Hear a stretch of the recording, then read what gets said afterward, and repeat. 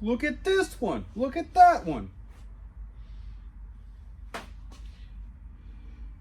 Oh, VQs are terrible.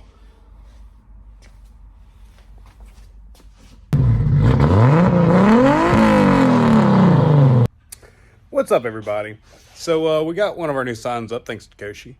And we got the MR2 here getting worked on, and we're going to paint the bay hopefully with this week into maybe. It just depends. I've got to do some errands. But right now we're welding up holes in the trunk and starting this assembly of the bay, and it's going to be fun. We've got the 510 in. Between me and Heather, we've knocked out a bunch of stuff. Getting ready to do the S13 front subframe swap. I've got to finish mocking up the rear and measuring everything out before we build the rear bracing and all that for that. We've got some tubing. We're going to do hadn't really officially decided exactly. I really would like to do a inboard suspension setup. That's kind of the goal with this car, but if the trade doesn't work out, it's not the end of the world. But I've knocked out a bunch of the stuff here at the shop here lately. We're actually going to start working on getting the all-wheel drive transmission off of this guy, because I might end up having to chop. If not, I'll probably either get like an FX35 pan, which I don't want to buy brand new. I've got one from the LS350Z project that's rear-wheel drive that might work with the E30. Still, I'm unsure how it's going to go, so we'll kind of play it by ear. But I'm going to go ahead and pull this chunk off and start removing the all the pan. Get it draped up. Because tonight, when I get off work, I'm going to, let's be real, I'm either going to go to sleep, or if I get some wind in me, I'll probably take my oil pan off the blown VQ from the 350Z project. So let's get to it.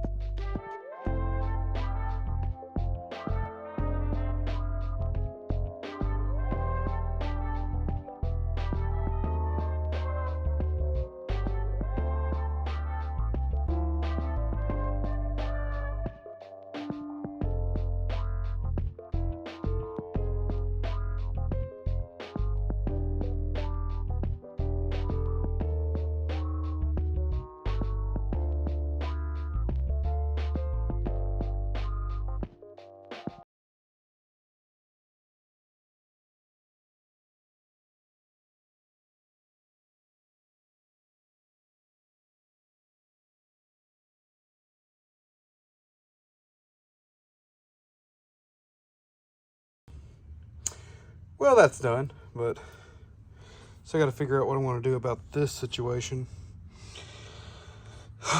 But usually on RBs, what most of us RB26 guys do is we'll cut the rest of the chunk portion off and weld up the hole and all that, so we don't have a bunch of stuff hanging off. A lot of times RB guys will notch it, which if this doesn't work out we need more clearance, what we might do is just go ahead and cut it, because I had a guy that said he's wanting to come get this, but again, it's not the end of the world if he doesn't. However, we're going to go ahead and figure this out one way or another, because what I would like to do is be able to say, okay, well, we can just cut that out and kind of follow, for our, we don't know how far we would like to put the motor back, but one thing is for sure, I've got all the water neck stuff that I'll figure out what I'm going to have to do to get it moved forward to where I don't have to worry about changing this water temp sensor in the in the cabin.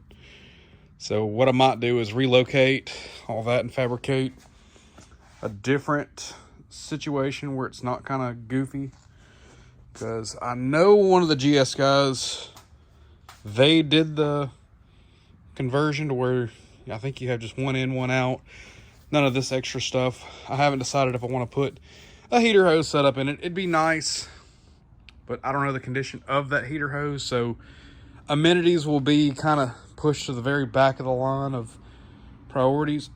So just kind of taking it one step at a time. So let's go check the engine bay out real quick, just for another view. So one thing that I did notice about this is, well, the rack's in front, which kind of might be an issue, but I'm hoping it's not. It does have power steering, as mentioned in the video, hydraulic clutch. But my biggest concern is what can be done with the firewall as well as the brake booster. We might go with like a Chase Bays power steer or power I guess manual brake setup. Again, just kind of figuring this out. We'll figure it out as we go. Stopping is not really a priority, as I don't think we're going to be driving anytime soon. My other issue is the trans tunnel might and or might not be big enough. But again, we're going to figure it out one way or another. We'd like to have extra style points with the AC. Again, it might or might not make it. I think the AC is on the driver's side. But again, it's going to be an obstacle to get all this working on this car. But I don't know. I think it's going to be a neat project. Here lately, between the LSZ and this thing back here, I've been kind of out of my element with swaps. Usually I've been like a big SR, RB kind of swap dude. KA, I mean, that's not really a swap. We haven't really swapped into anything crazy, but the 510 would be getting an SR20, S15 DE swap. But yeah, let's keep going.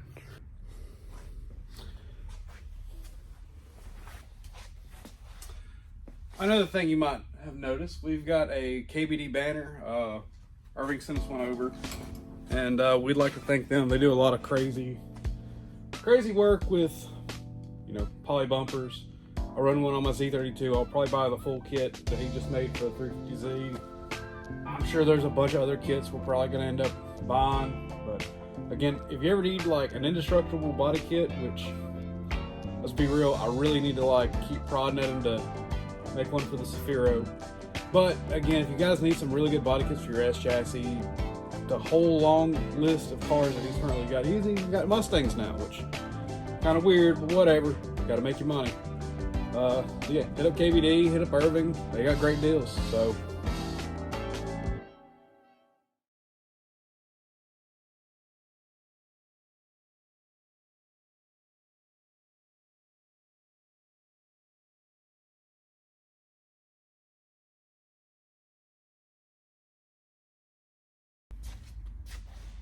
look at this one. Look at that one.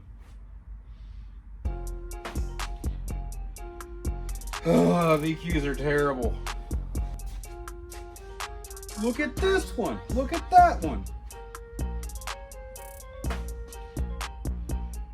Oh, VQs are terrible.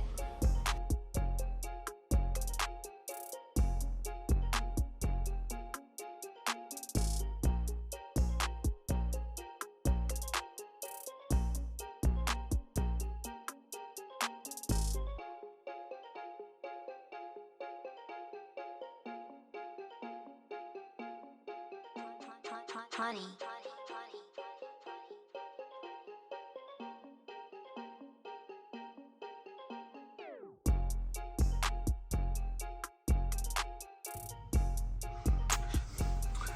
Well, at least it's not that bad. It could be worse. A little water come out, but I figured I'd rather water than metal at this point.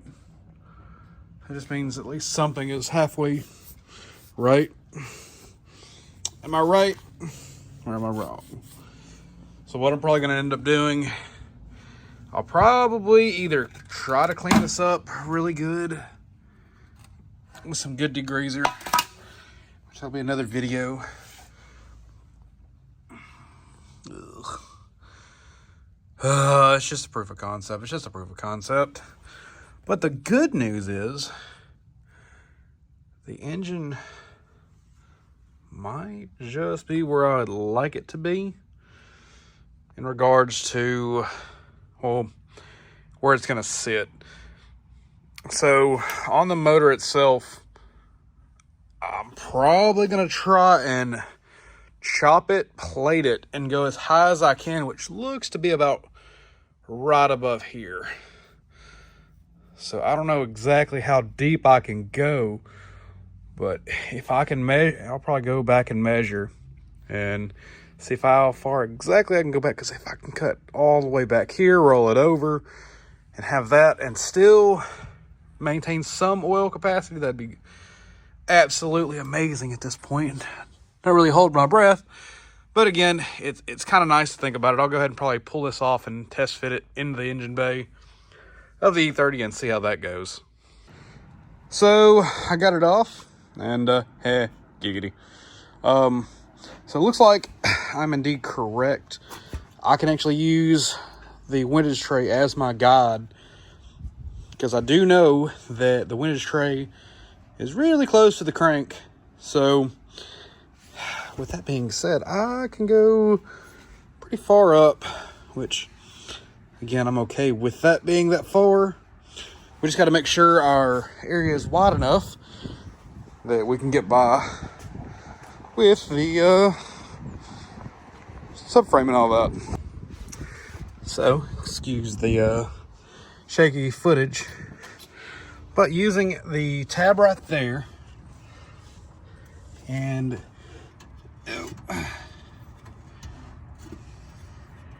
so how far we back. We might just be in luck, because I can notch the oil pan there where the sway bar is, or hear me out, we do without it. But other than that, looks like this swap is feasible. And using where the front axle would go, or the CV axle would go, it almost lines up perfectly with the bolt holes right here.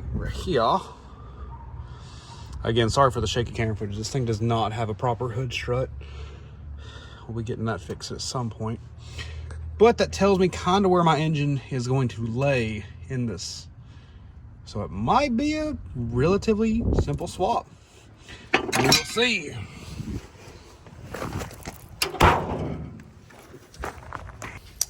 So it's getting kind of close to me going back to my other job. But with that being said, I've got a few other things I'm working on, especially with this car. So ignore this. These are actually test pieces. But yeah, it's going to turn out nice. Been